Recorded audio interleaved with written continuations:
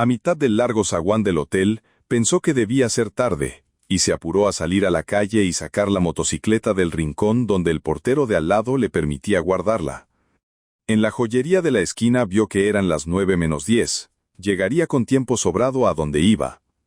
El sol se filtraba entre los altos edificios del centro, y él, porque para sí mismo, para ir pensando, no tenía nombre, montó en la máquina saboreando el paseo. La moto ronroneaba entre sus piernas, y un viento fresco le chicoteaba los pantalones. Dejó pasar los ministerios, el rosa, el blanco, y la serie de comercios con brillantes vitrinas de la calle central. Ahora entraba en la parte más agradable del trayecto, el verdadero paseo. Una calle larga, bordeada de árboles, con poco tráfico y amplias villas que dejaban venir los jardines hasta las aceras, apenas demarcadas por setos bajos.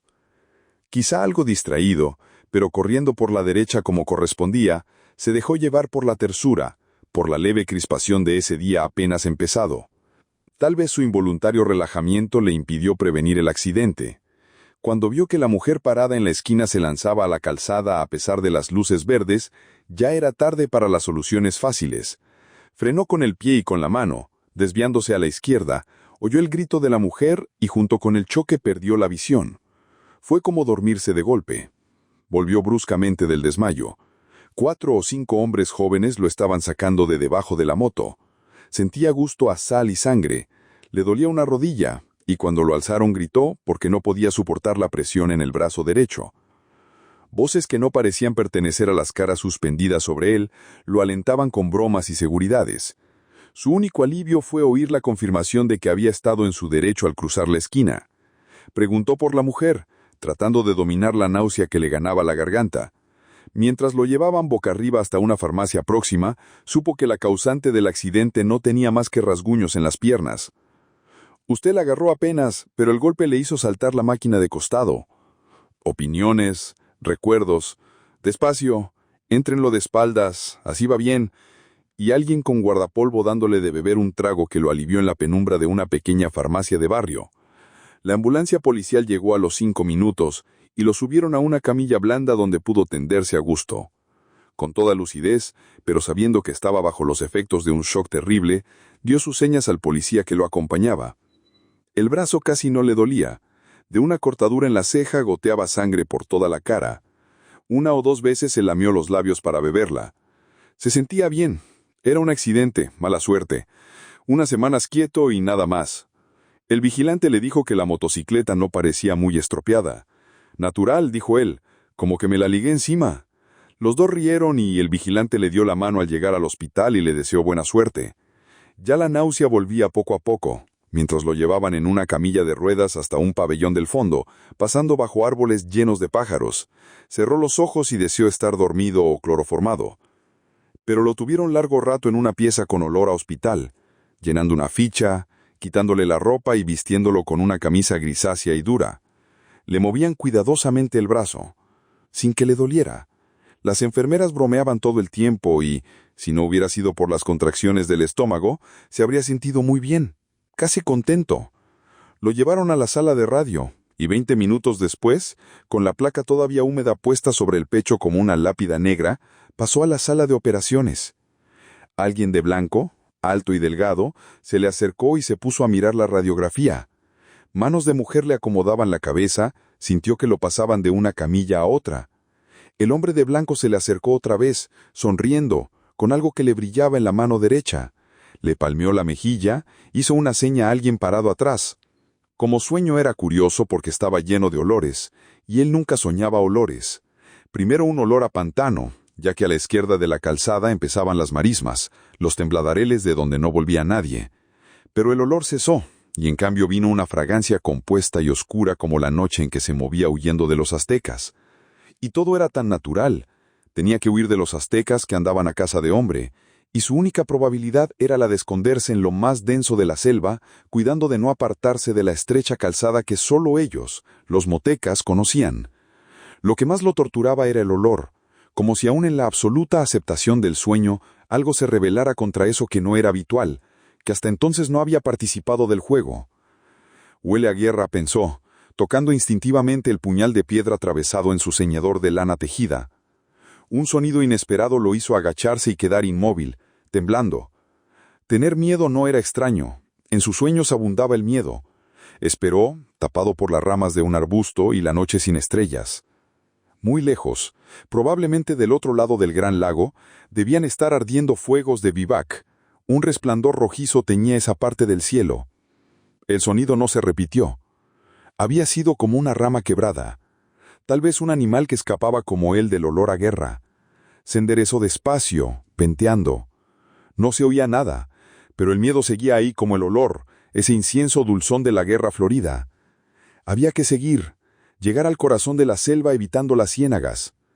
A tientas, agachándose a cada instante para tocar el suelo más duro de la calzada, dio algunos pasos. Hubiera querido echar a correr, pero los tembladareles palpitaban a su lado. En el sendero en tinieblas, buscaba el rumbo. Entonces sintió una bocanada del olor que más temía y saltó desesperado hacia adelante. «Se va a caer de la cama», dijo el enfermo de la cama de al lado. «No brinque tanto, amigazo». Abrió los ojos y era de tarde, con el sol ya bajo en los ventanales de la larga sala. Mientras trataba de sonreír a su vecino, se despegó casi físicamente de la última visión de la pesadilla. El brazo enyesado colgaba de un aparato con pesas y poleas. Sentía sed como si hubiera estado corriendo kilómetros, pero no querían darle mucha agua, apenas para mojarse los labios y hacer un buche. La fiebre lo iba ganando despacio, y hubiera podido dormirse otra vez, pero saboreaba el placer de quedarse despierto, entornados los ojos, escuchando el diálogo de los otros enfermos, respondiendo de vez en cuando a alguna pregunta. Vio llegar un carrito blanco que pusieron al lado de su cama. Una enfermera rubia le frotó con alcohol la cara anterior del muslo y le clavó una gruesa aguja conectada con un tubo que subía hasta un frasco lleno de líquido opalino. Un médico joven vino con un aparato de metal y cuero que le ajustó al brazo sano para verificar alguna cosa. Caía la noche y la fiebre lo iba arrastrando blandamente a un estado donde las cosas tenían un relieve como de gemelos de teatro. Eran reales y dulces, y a la vez ligeramente repugnantes, como estar viendo una película aburrida y pensar que sin embargo en la calle es peor, y quedarse. Vino una taza de maravilloso caldo de oro oliendo a puerro, a apio y a perejil. Un trocito de pan se fue desmigajando poco a poco. El brazo no le dolía nada, y solamente en la ceja donde lo habían suturado, chirriaba a veces una punzada caliente y rápida. Cuando los ventanales de enfrente viraron a manchas de un azul oscuro, pensó que no iba a ser difícil dormirse. Un poco incómodo, de espaldas, pero al pasarse la lengua por los labios resecos y calientes, sintió el sabor del caldo y suspiró de felicidad, abandonándose. Primero fue una confusión. Atraer hacia sí todas las sensaciones, por un instante embotadas o confundidas. Comprendía que estaba corriendo en plena oscuridad, aunque arriba el cielo cruzado de copas de árboles era menos negro que el resto. La calzada, pensó, me salí de la calzada. Sus pies se hundían en un colchón de hojas y barro, y ya no podía dar un paso sin que las ramas de los arbustos le azotaran el torso y las piernas. Jadeante, sabiéndose acorralado a pesar de la oscuridad y el silencio, se agachó para escuchar. Tal vez la calzada estaba cerca. Con la primera luz del día, iba a verla otra vez. Nada podía ayudarlo ahora a encontrarla. La mano que sin saberlo él aferraba el mango del puñal subió como un escorpión de los pantanos hasta su cuello, donde colgaba el amuleto protector. Moviendo apenas los labios musitó la plegaria del maíz que trae las lunas felices y la súplica a la muy alta, a la dispensadora de los bienes motecas. Pero sentía al mismo tiempo que los tobillos se le estaban hundiendo despacio en el barro y la espera en la oscuridad del chaparral desconocido se le hacía insoportable. La guerra florida había empezado con la luna y llevaba ya 3 días y 3 noches. Si conseguía refugiarse en lo profundo de la selva, abandonando la calzada más allá de la región de las ciénagas, quizá los guerreros no le siguieran el rastro. Pensó en la cantidad de prisioneros que ya habrían hecho. Pero la cantidad no contaba, sino el tiempo sagrado. La caza continuaría hasta que los sacerdotes dieran la señal del regreso. Todo tenía su número y su fin, y él estaba dentro del tiempo sagrado, del otro lado de los cazadores. Oyó los gritos y se enderezó de un salto, puñal en mano. Como si el cielo se incendiara en el horizonte, vio antorchas moviéndose entre las ramas, muy cerca. El olor a guerra era insoportable, y cuando el primer enemigo le saltó al cuello, casi sintió placer en hundirle la hoja de piedra en pleno pecho. Ya lo rodeaban las luzas y los gritos alegres. Alcanzó a cortar el aire 1 o 2 veces, y entonces una soga lo atropó desde atrás. «Es la fiebre», dijo el de la cama de al lado. «A mí me pasaba igual cuando me operé del duodeno. Tomé agua y va a ver que duerme bien». Al lado de la noche de donde volvía, la penumbra tibia de la sala le pareció deliciosa. Una lámpara violeta velaba en lo alto de la pared del fondo como un ojo protector. Se oía toser, respirar fuerte, a veces un diálogo en voz baja. Todo era grato y seguro, sin acoso, sin... Pero no quería seguir pensando en la pesadilla. Había tantas cosas en que entretenerse. Se puso a migar el yeso del brazo, las poleas que tan cómodamente se lo sostenían en el aire. Le habían puesto una botella de agua mineral en la mesa de noche. Bebió del gollete, golosamente. Distinguía ahora las formas de la sala, las 30 camas, los armarios con vitrinas. Ya no debía tener tanta fiebre, sentía fresca la cara. La ceja le dolía apenas, como un recuerdo. Se vio otra vez saliendo del hotel, sacando la moto. ¿Quién hubiera pensado que la cosa iba a acabar así? Trataba de fijar el momento del accidente, y le dio rabia advertir que había ahí como un hueco, un vacío que no alcanzaba a rellenar. Entre el choque y el momento en que lo habían levantado del suelo, un desmayo o lo que fuera no le dejaba ver nada. Y al mismo tiempo, tenía la sensación de que ese hueco, esa nada, había durado una eternidad. No, ni siquiera tiempo, más bien como si en ese hueco él hubiera pasado a través de algo o recorrido distancias inmensas. El choque, el golpe brutal contra el pavimento. De todas maneras, al salir del pozo negro, había sentido casi un alivio mientras los hombres lo alzaban del suelo. Con el dolor del brazo roto, la sangre de la ceja partida, la contusión en la rodilla. Con todo eso un alivio al volver al día y sentirse sostenido y auxiliado. Y era raro. Le preguntaría alguna vez al médico de la oficina. Ahora volvía a ganarlo el sueño, a tirarlo despacio hacia abajo. La almohada era tan blanda y en su garganta fiebrada la frescura del agua mineral. Quizá pudiera descansar de veras, con las malditas pesadillas. La luz violeta de la lámpara en lo alto se iba apagando poco a poco. Como dormía de espaldas, no lo sorprendió la posición en que volvía a reconocerse. Pero en cambio, el olor a humedad, a piedra rezumante de filtraciones, le cerró la garganta y lo obligó a comprender. Inútil abrir los ojos y mirar en todas direcciones. Lo envolvía una oscuridad absoluta. Quiso enderezarse y sintió las sogas en las muñecas y los tobillos. Estaba estaqueado en el piso, en un suelo de lajas helado y húmedo. El frío le ganaba la espalda desnuda, las piernas. Con el mentón buscó torpemente el contacto con su amuleto y supo que se lo habían arrancado. Ahora estaba perdido. Ninguna plegaria podía salvarlo del final. Lejanamente, como filtrándose entre las piedras del calabozo, oyó los atabales de la fiesta. Lo habían traído al Teocalli. Estaba en las mazmorras del templo a la espera de su turno. Oyó gritar, un grito ronco que rebotaba en las paredes. Otro grito, acabando en un quejido. Era él que gritaba en las tinieblas. Gritaba porque estaba vivo. Todo su cuerpo se defendía con el grito de lo que iba a venir, del final inevitable. Pensó en sus compañeros que llenarían otras mazmorras, y en los que ascendían ya los peldaños del sacrificio. Gritó de nuevo sofocadamente. Casi no podía abrir la boca, tenía las mandíbulas agarrotadas y a la vez como si fueran de goma, y se abrieran lentamente, con un esfuerzo interminable. El chirriar de los cerrojos lo sacudió como un látigo.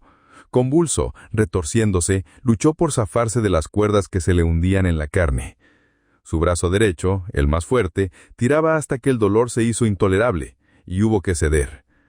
Vio abrirse la doble puerta y el olor a las antorchas le llegó antes que la luz. Apenas ceñidos con el taparrabos de la ceremonia, los acólitos de los sacerdotes se le acercaron mirándolo con desprecio. Las luces se reflejaban en los torsos sudados, en el pelo negro lleno de plomas. Se dieron las sogas, y en su lugar lo aferraron manos calientes, duras como bronce. Se sintió alzado, siempre boca arriba, tironeado por los 4 acólitos que lo llevaban por el pasadizo.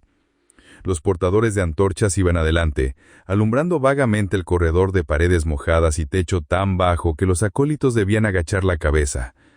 Ahora lo llevaban, era el final, boca arriba, a 1 metro del techo de roca viva que por momentos se iluminaba con un reflejo de antorcha. Cuando en vez del techo nacieran las estrellas y se alzara ante él la escalinata incendiada de gritos y danzas, sería el fin. El pasadizo no acababa nunca, pero ya iba a acabar. De repente olería el aire libre lleno de estrellas, pero todavía no. Andaban llevándolo sin fin en la penumbra roja, tironeándolo brutalmente. Y él no quería, pero ¿cómo impedirlo si le habían arrancado el amuleto que era su verdadero corazón, el centro de la vida? Salió de un brinco a la noche del hospital, al alto cielo raso dulce, a la sombra blanda que lo rodeaba. Pensó que debía haber gritado, pero sus vecinos dormían callados. En la mesa de noche, la botella de agua tenía algo de burbuja, de imagen translúcida contra la sombra azulada de los ventanales. Jadeó buscando el alivio de los pulmones, el olvido de esas imágenes que seguían pegadas a sus párpados. Cada vez que cerraba los ojos las veía formarse instantáneamente y se enderezaba aterrado pero gozando de al saber que ahora estaba despierto, que la vigilia lo protegía, que pronto iba a amanecer con el buen sueño profundo que se tiene a esa hora, sin imágenes, sin nada. Le costaba mantener los ojos abiertos, la modorra era más fuerte que él. Hizo un último esfuerzo. Con la mano sana, esbozó un gesto hacia la botella de agua. No llegó a tomarla. Sus dedos se cerraron en un vacío otra vez negro, y el pasadizo seguía interminable, roca tras roca, con súbitas fulguraciones rojizas, y él boca arriba gimió apagadamente porque el techo iba a acabarse, subía, abriéndose como una boca de sombra, y los acólitos se enderezaban y de la altura una luna menguante le cayó en la cara donde los ojos no querían verla. Desesperadamente se cerraban y abrían, buscando pasar al otro lado, descubrir de nuevo el cielo raso protector de la sala, y cada vez que se abrían era la noche y la luna, mientras lo subían por la escalinata, ahora con la cabeza colgando hacia abajo, y en lo alto estaban las hogueras, las rojas columnas de rojo perfumado, y de golpe vio la piedra roja, brillante de sangre que chorreaba, y el vaivén de los pies del sacrificado que arrastraban para tirarlo rodando por las escalinatas del norte. Con una última esperanza apretó los párpados, gimiendo por despertar.